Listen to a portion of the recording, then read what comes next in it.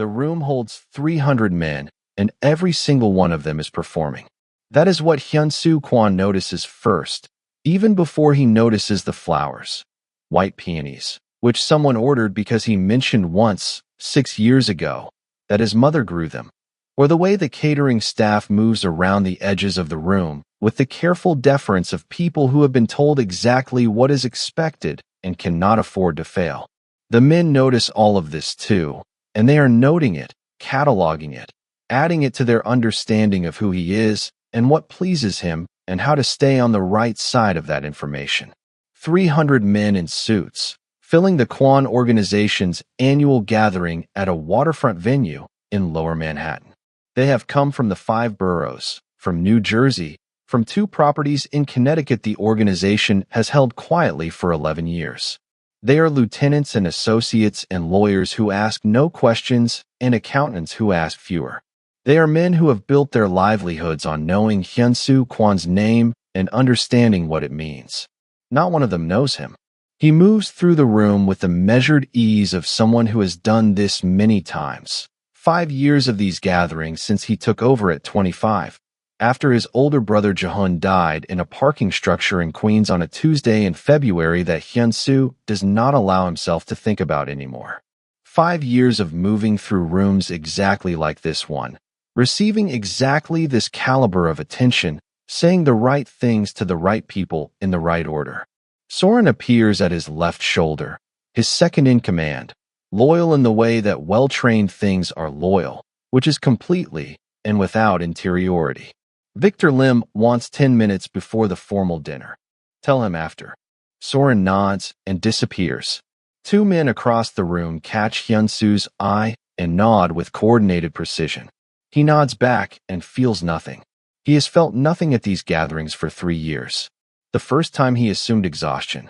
The second time, grief still working through him on a longer timeline than expected. By the third time he understood it was neither. It was the specific numbness that comes from being known only as a function. A name. A warning. He stays 90 minutes, 30 less than expected. He shakes the hands he needs to shake. Says the words that reassure the people who need reassurance. He does not eat. He takes the stairs instead of the elevator. In the parking garage, he waves off his driver and gets in the car himself, something he hasn't done in years, and drives north without a destination, and ends up in Crown Heights at 1:07 in the morning, outside a diner with a broken O in its sign, because the light is on and he is not ready to go home. He goes inside. The woman behind the counter doesn't look up when he walks in. This is the first thing. The bell above the door announces him, and she is in the middle of writing something on her order pad, and she finishes the sentence before she raises her eyes, because she is in the middle of something and a customer walking in is not an emergency, and she treats it accordingly. Sit anywhere. I'll be with you. He sits at the counter. He doesn't know why. He has a preference for corners, for walls at his back, for positioning that maximizes visibility. This is not calculation anymore. It is simply who he has become. But the counter feels right tonight in a way he doesn't examine. She comes over 2 minutes later, sets a laminated menu in front of him without ceremony. She is around 27, dark-skinned, natural hair pulled back with a pencil still tucked into it. Wearing a diner uniform, she has clearly worn enough times to have stopped noticing it. Her name tag reads Nora.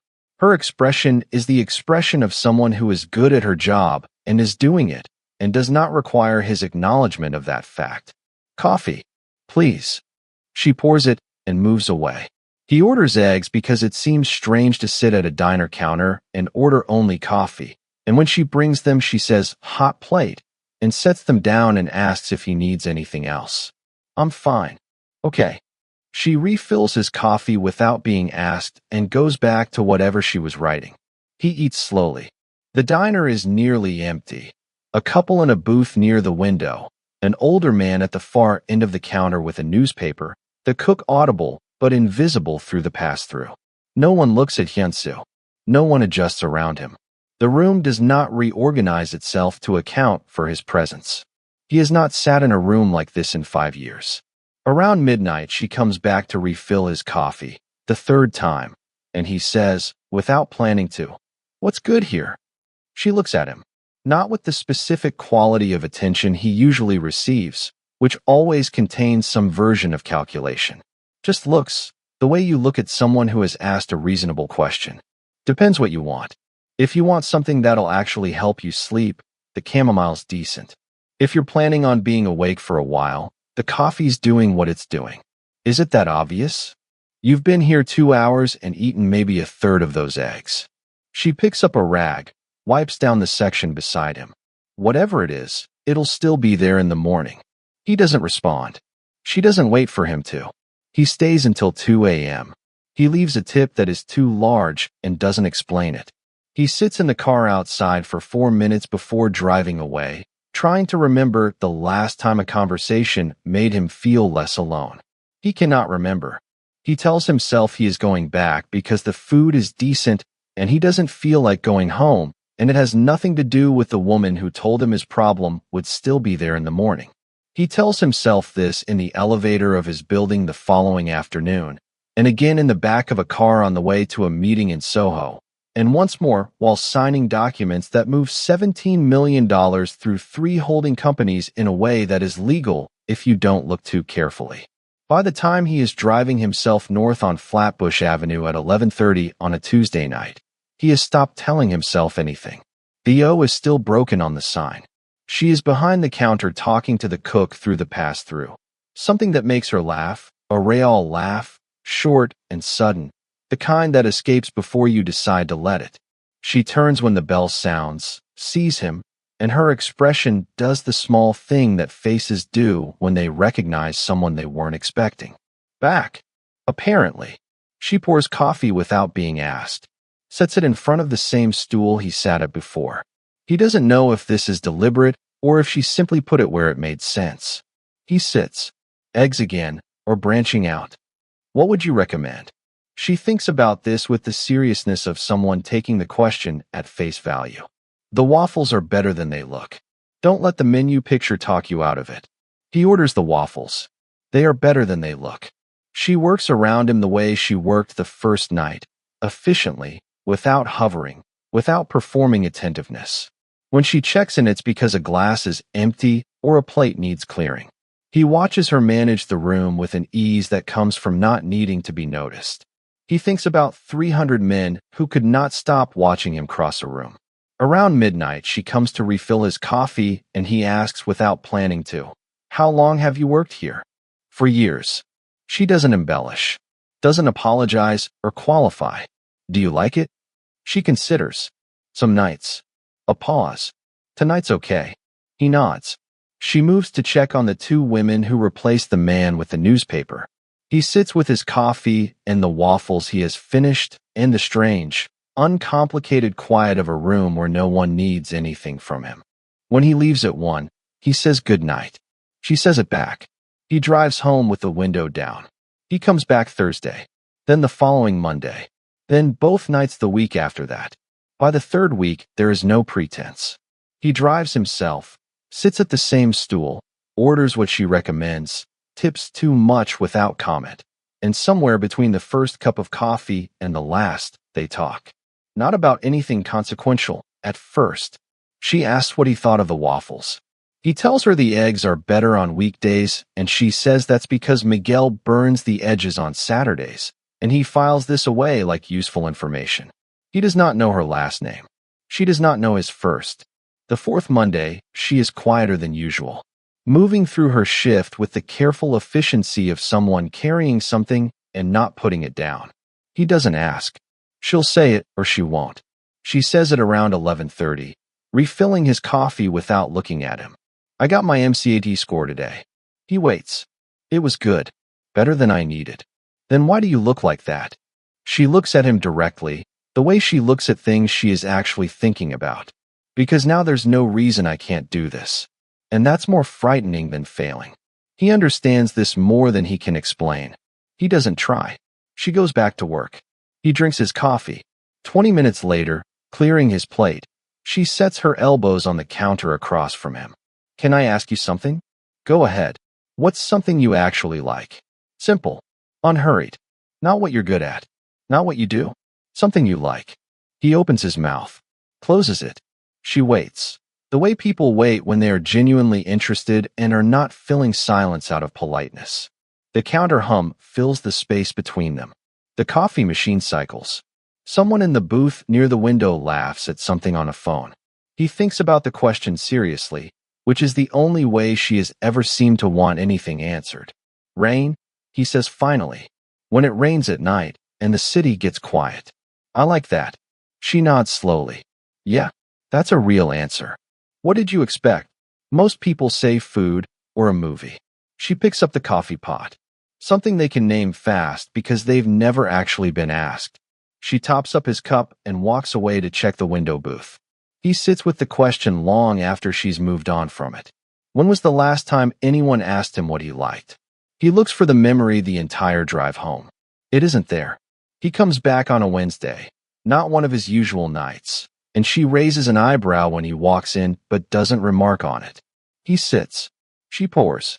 He has been thinking since Monday about what it means that he couldn't answer a simple question. A woman behind a diner counter asks him what he likes, and he sits there with his mouth open like someone asked him to prove that light exists.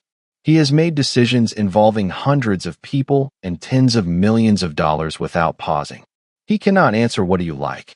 He thinks about this while she works, while the diner thins toward midnight, while Miguel puts on a radio station that plays something old and instrumental through the pass-through window. She comes to refill his coffee, and he says, before all of this, he stops. Starts differently. I used to draw.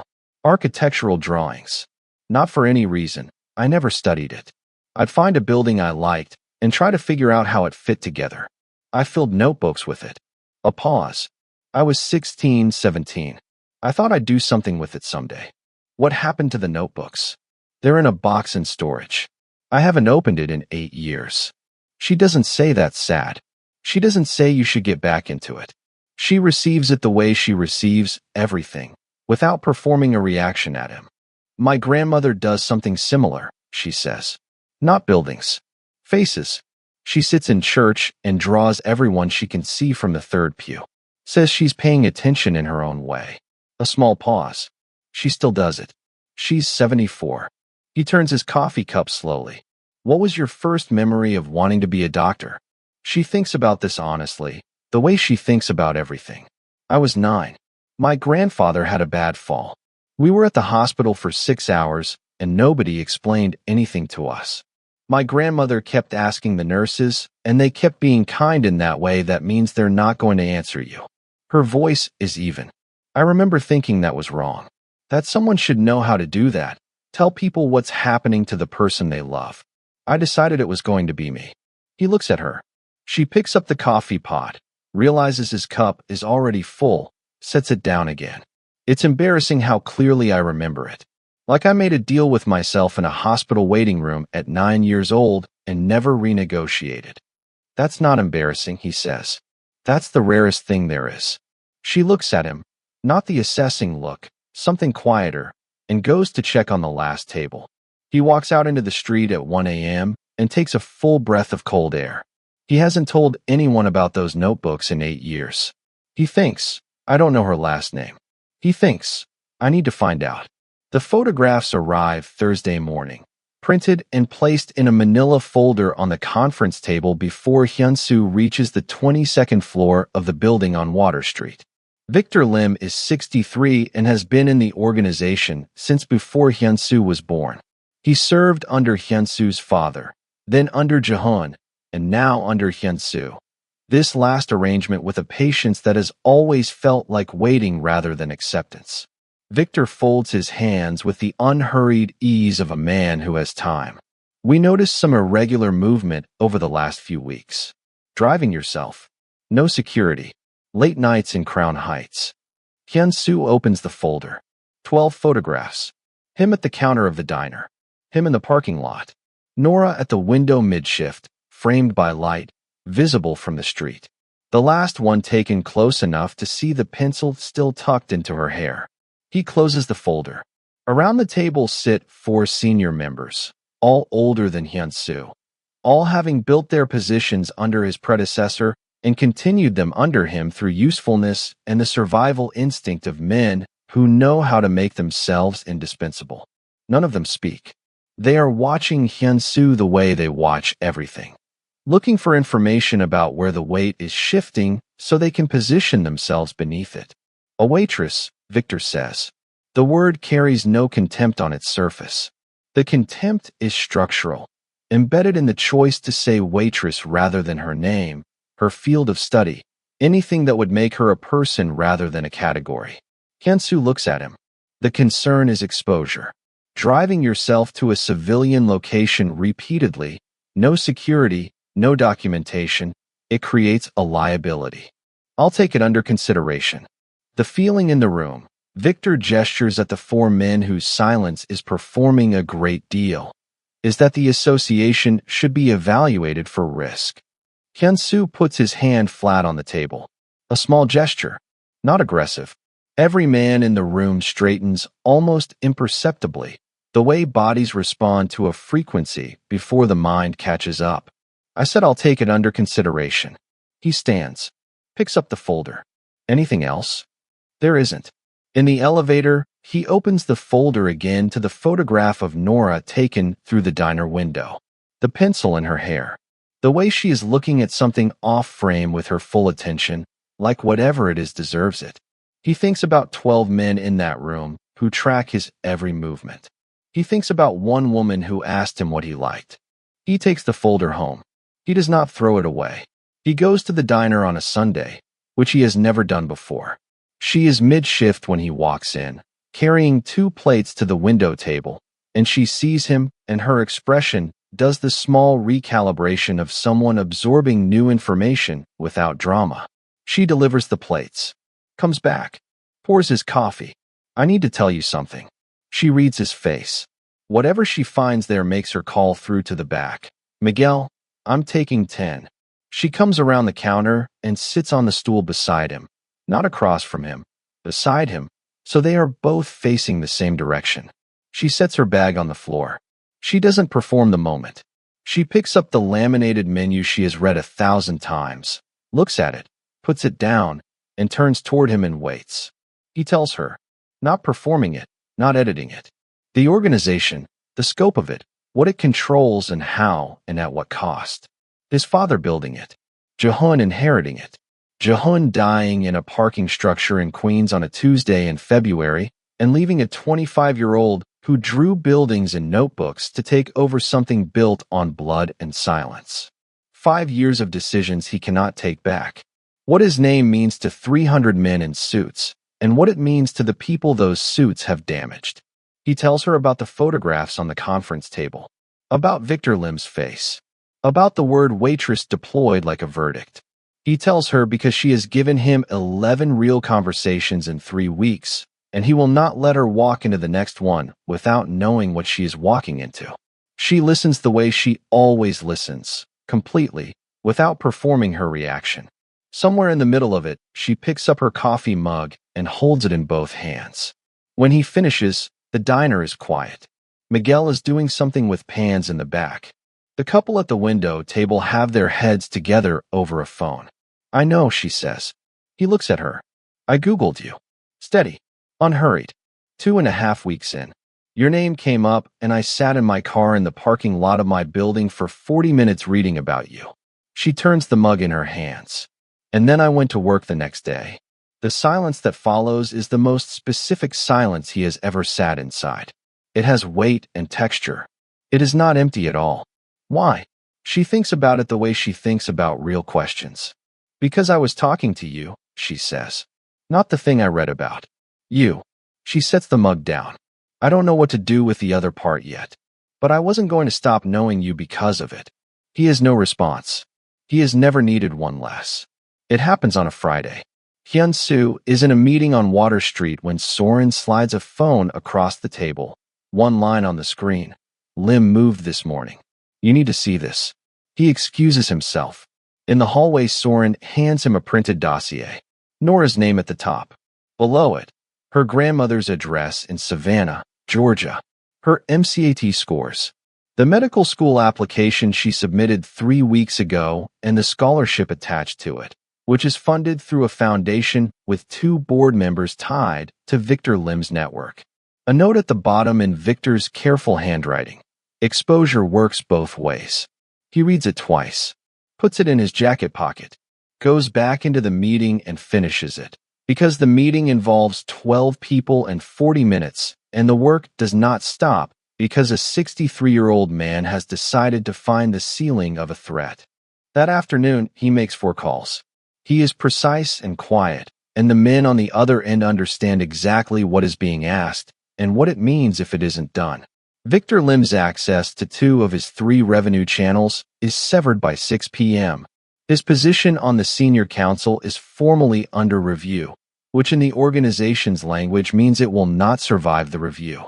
The 2 board members connected to the Scholarship Foundation receive messages through intermediaries that communicate, without stating anything directly, that their positions are contingent on the foundation continuing to operate as intended. By 8 p.m. the scholarship is safe. He goes to the diner at 9. She is behind the counter when he walks in, and something in his face tells her immediately. He has tried to compose it. She reads straight through the composition. Tell me. He tells her enough. Victor, the dossier, her grandmother's address, the scholarship. He watches her face move through things while he talks, and he cannot protect her from what she is feeling, and he is not going to pretend otherwise. When he finishes, she is very still. Is my grandmother safe? Yes. The scholarship? It's fine. She nods slowly. She is not falling apart. She is doing what she does with hard things, looking directly at them until she understands their shape. Then she looks at him, at what he has just shown her of himself. The reach, the precision, the calls that don't need to be made twice.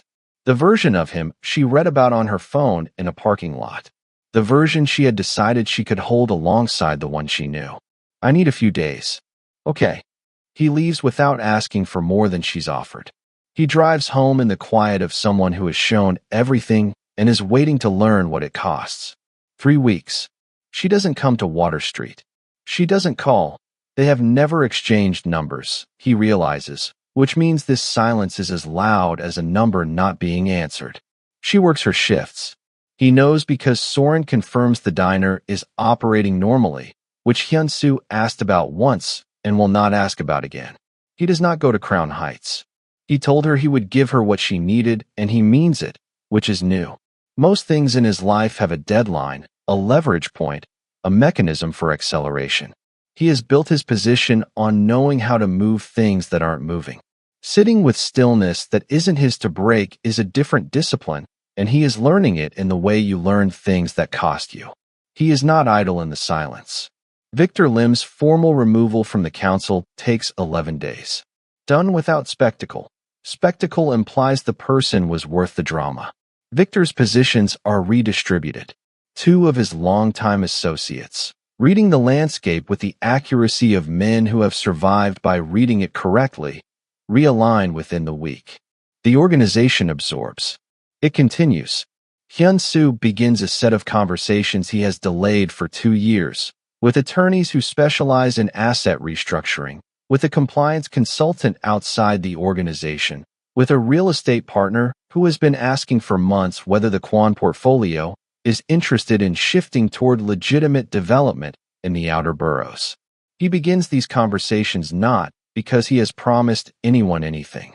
He begins them because somewhere between that waterfront room and a diner counter in Crown Heights, he has understood something about the distance between who he has been and who he is capable of being. He finds the box in storage on a Saturday morning, drives himself to the facility in Sunset Park. The box is in the back, unlabeled. He opens it in the car in the parking lot because the fluorescent light inside felt wrong. The notebooks are exactly where he left them. 8 years of dust on the covers, and inside, the buildings he drew at 16 and 17. A tower on 5th Avenue broken down to its skeleton, the underside of the Brooklyn Bridge, a staircase in his mother's house that curved in a way he thought was beautiful and spent a month trying to understand. He sits in that parking lot for an hour with the notebooks in his lap and the window down and thinks about a woman who said, I was talking to you, not the thing I read about. You. The following Tuesday, his phone shows a message from a number he doesn't have saved. Are you working tonight? He reads it 3 times. He types, no. 3 dots appear and disappear twice. Then, I'll be there at 8. He doesn't ask where. He already knows. He gets there at 7:30. He sits at the counter and orders coffee and does not look at the door, which takes the specific concentration of a man who has trained himself out of most involuntary reactions and has not trained himself out of this one. Miguel nods at him through the pass-through the way people nod at someone who belongs somewhere. The couple at the window booth are the same couple he has seen before, or a different couple occupying the same shape. At 8:04 the bell sounds. He keeps his eyes on his coffee for one breath. 2. She sits beside him, not across the counter, beside him, on the adjacent stool, so they are both facing the same direction. She sets her bag on the floor. She picks up the laminated menu she has read 1,000 times, looks at it, puts it down. Miguel comes out without being called, pours her coffee, goes back. She wraps both hands around the mug. Outside, the street moves through the rhythm of a city exhaling after the day's work. My grandmother is fine. I know. I called her every day for 2 weeks. I would have too. She nods, drinks her coffee. He waits, which is the only right thing. I went back and forth, she says finally. About what I saw. What you did. A pause. What it meant that you could do it. He doesn't fill the silence. And I kept coming back to the same thing. She turns the mug in her hands. You didn't do it to keep me. You did it and stepped back and let me decide. That's not what the thing I read about would have done. He is quiet. So, she looks at him directly. Tell me something true. He thinks about the notebooks in his car. He brought them, for no reason he examined. He thinks about a room of 300 men performing their lives in his direction. He thinks about 8 years of a question he didn't know he had stopped asking himself. I had 300 men who knew my name and were afraid of it, he says. You're the first person in 5 years who knew me. I'd forgotten those were different things. The diner is quiet around them. She holds his gaze with the full, unhurried attention she gives to everything that matters. Then she picks up her coffee. He picks up his. Okay, she says. Not I forgive you. Now let's try. Just okay. The word of someone who has decided, completely, and without reservation. They sit at that counter until Miguel turns the sign. She tells him about her grandmother's garden in Savannah. He goes to his car and gets the notebooks and brings them in and spreads them across the counter, and she looks at every single page the way she looks at everything, with her full attention. Outside, rain begins. The city gets quiet the way it gets quiet when it rains at night. He had forgotten how much he liked that. He doesn't forget again. If Hyunsu and Nora's story stayed with you, the diner, the notebooks, the okay, hit that like button and subscribe for more. Drop a comment. Which moment broke you? When he couldn't answer what he liked? When she said she already knew? Or when she just said okay? And tell me who you want next. Do we follow Victor Lim's daughter, who is about to walk into a world her father warned her about? Or do we go deeper into Soren's story, the man who was loyal to Hyunsu for 5 years and never once knew him either? You decide.